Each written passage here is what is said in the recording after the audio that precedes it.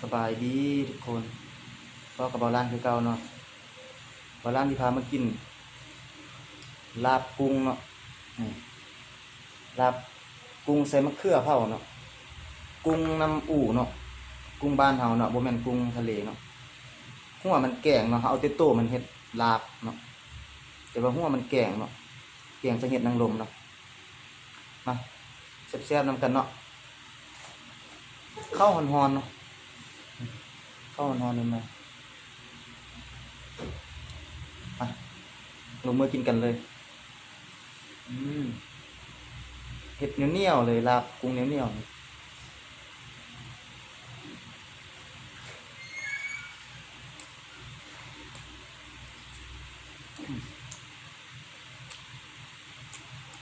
ขอโทษ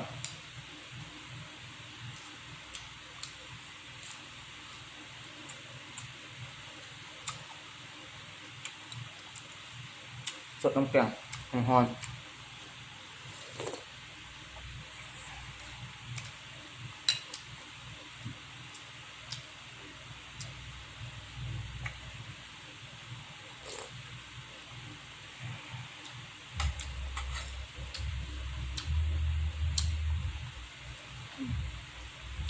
มากินข้าวในเบาลานเนาะผู้ใดยังบ่ได้กินข้าวกับมีลูกโดดเลยเนาะ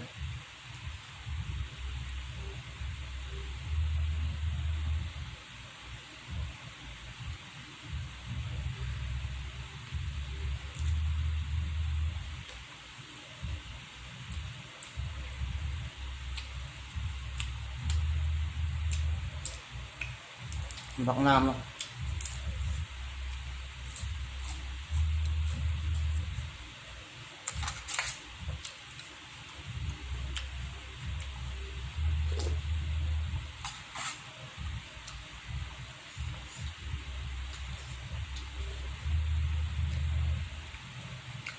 แกงหัวมันก็แซ่บเนาะ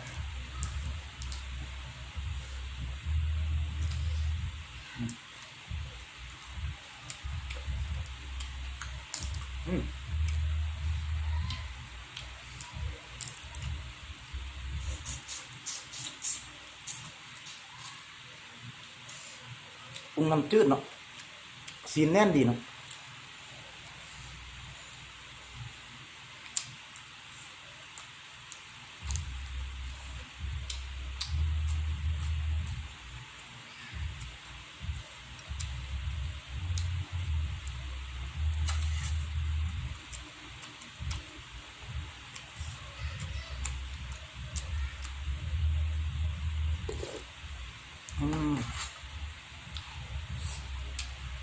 แกงฮ้อนเนาะสะใจดีเนาะ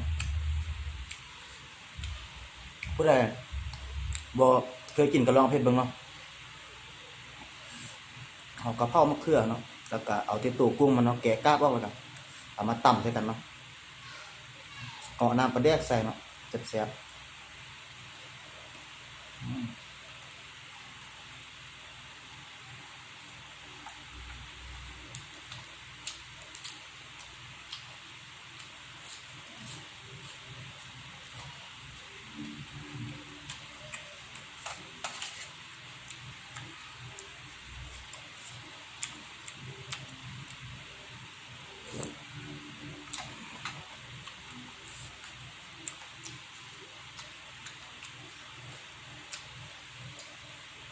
ตัวใหญ่เนาะ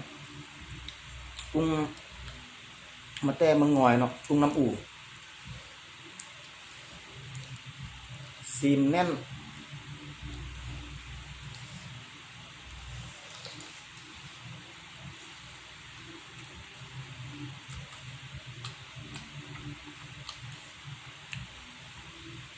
มาเด้อกินข้าวนำกันเด้อพี่น้อง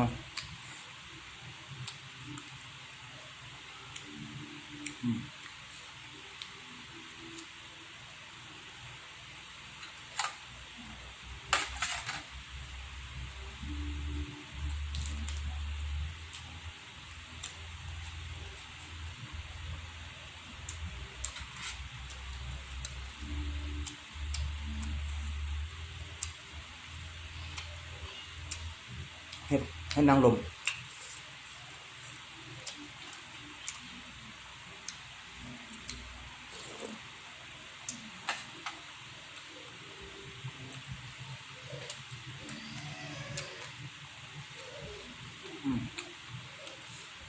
ใส่เป็นนวดเลย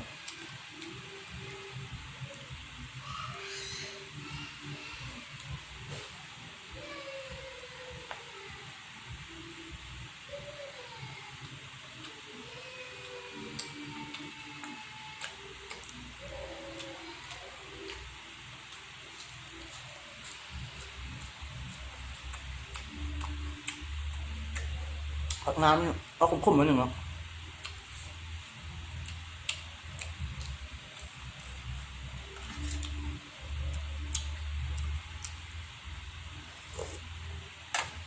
อืมอืม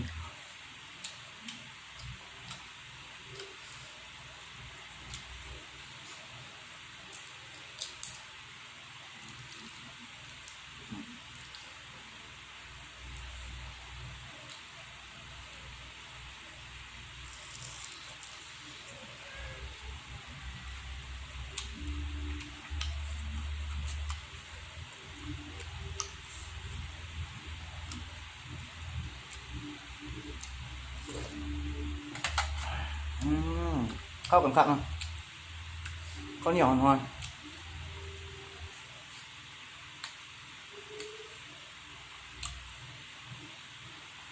ตุยเข้าไปเลยเนาะอืม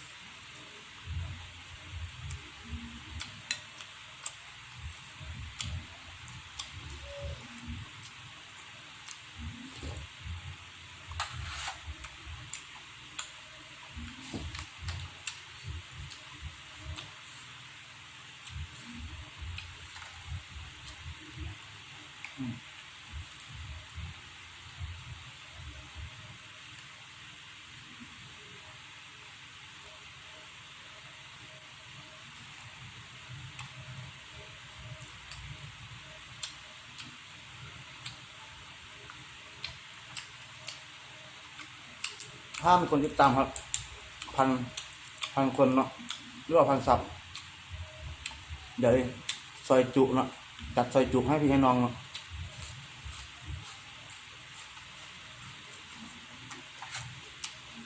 ช่วยกดไลค์กดแชร์ให้บาลานนี่เด้อ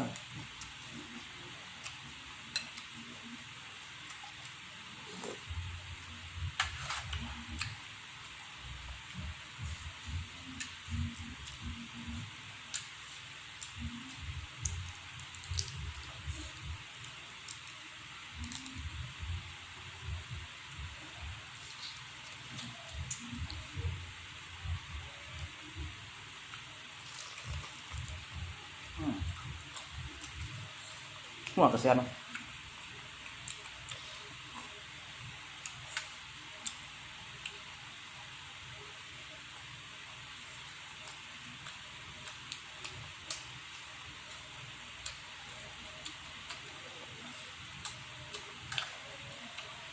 เดี๋ยว1,000 ซับเลยจัดซอยจุหนักๆเลยนะ